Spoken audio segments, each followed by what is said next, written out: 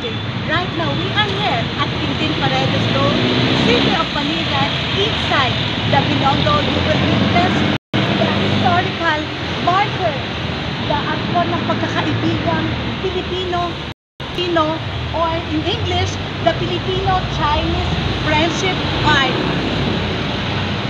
This is a symbol of the long friendship that in this area is the main office of the FFCCCII, or the Federation of Filipino-Chinese Chamber of Commerce and Industry Incorporated.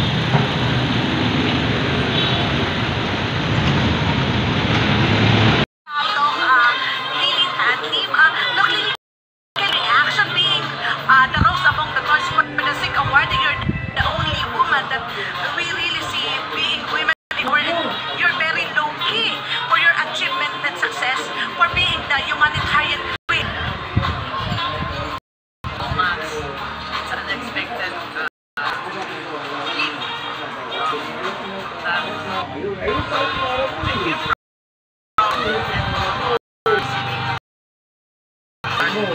In fact, for what I have been, I just consider doing as my best effort, as what I can. Never expect that I will be receiving such an award. Legislation here say the laws of the courts that it proved that we have we have women equality. You're surely the model of women empowered. For this award for promoting Philippine-China understanding.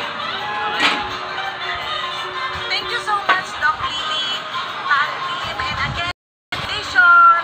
Thank you so much for the blessings and the guidance. Extra naman. To do more. Thank you. God bless. Thank you. Shashen. This is the other version of the Filipino-Chinese Friendship Art.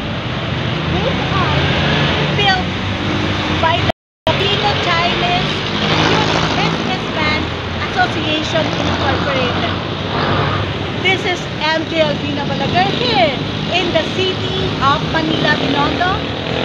This is MJ Albina Balaguer of DCM Online, Dawan, Sakat, Makapuluhang Journalismo, Your Happiness Channel.